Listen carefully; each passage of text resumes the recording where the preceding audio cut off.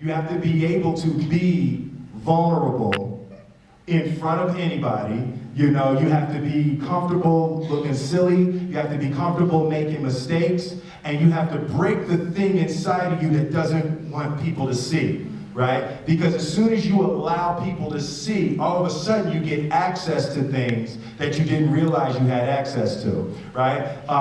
For example, like a thing I used to do is when I was probably 18 or 19 years old, I got in touch with those blocks. The camera hates emotional blocks. Like you put a camera in somebody's face and they're uncomfortable about delivering the emotion. It looks fake and you feel it. You immediately know it's not real, right? Especially look at the size of this screen. And in a shot, that whole screen could be just your eyes, right? So it's like you can't hide discomfort, uncertainty, so you have to be able to get comfortable, you know, just being anything! Anything that you have to be for the role, you have to be comfortable being it!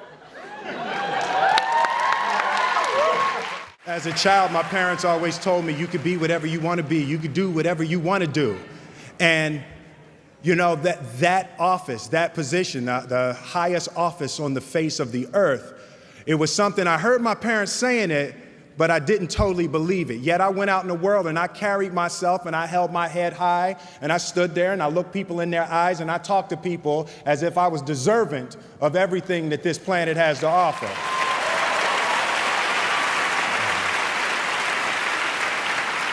So I really want to say to children out there and to people who are watching, Confucius said one time, he who says he can and he who says he can't are both usually right.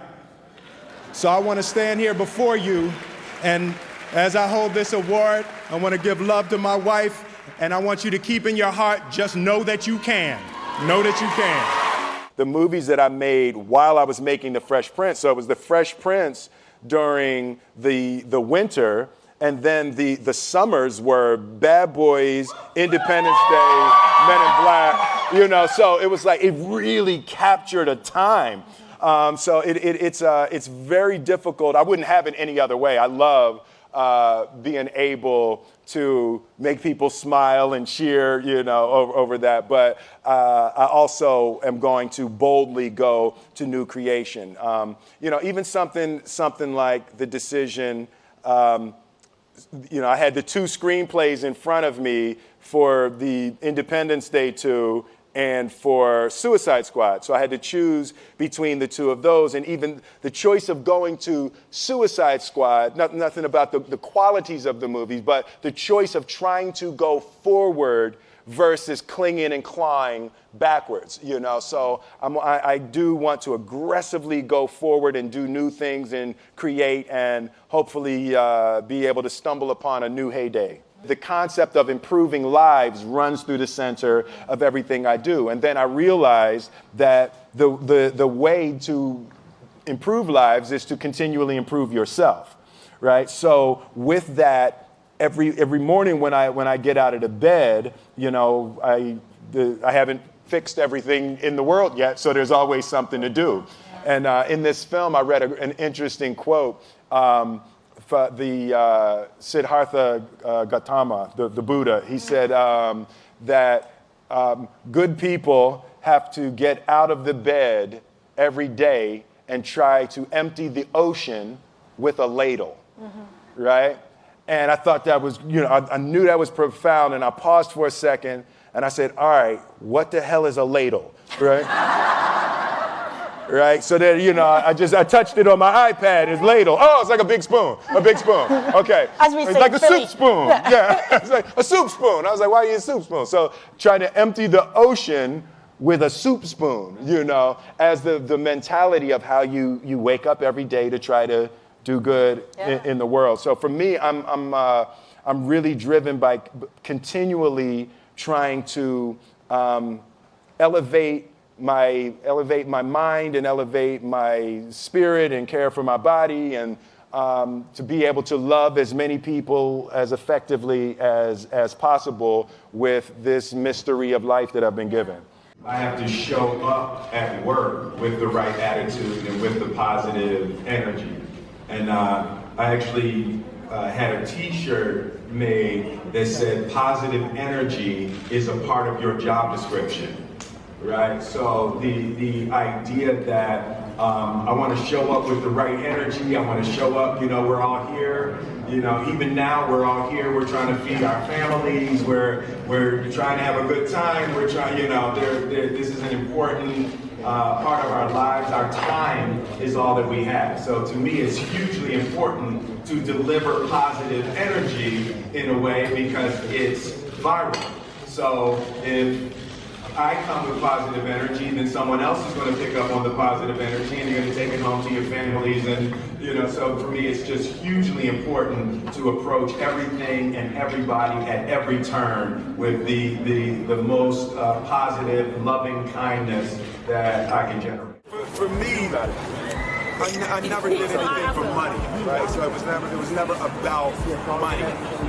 My experience has been when people do things for money, you make bad choices. Find what you love, and then you'll learn how to make money doing what you love. When I changed careers, I was never changing to something for money. I was changing to something I loved more. Right, and that to me, that's really the only way to keep the passion. If you have two choices, one is playing the piano, and another one is bowling, and you can make more money bowling, but you love playing the piano more. You got to play the piano. It's like you'll tear yourself apart if you're not doing the thing that you love most in life. And you know what it is right now. Right now, there's something that you love more than everything. Whatever it is that you love crazy has to be the thing that you dedicate your life. I gotten probably 2 weeks into my preparation for the film, and my father was diagnosed with cancer. So we just started talking about love, time, and death. And it was some of the most open and powerful conversations that we'd ever had. And they gave him 6 weeks. And he lived for 4 months. So about 3 months into the 6 weeks, I go to see him one day and he said, "Man, this shit is embarrassing." And I said, "What, Dad?" He said, "Man, you tell everybody you're going to be dead in 6 weeks. 3 months later, you still hanging around." Laughing is the elixir, and that was another thing that my father taught me. He was joking all the way up to the end. Like laughing, you have to be able to laugh at everything. Yeah. And for me, the beautiful part is that's my natural color on the spectrum. I naturally go to comedy, and when I'm looking at something, I'm always trying to find why that's funny. And, it's been really, really helpful in this experience and even just this point in my life.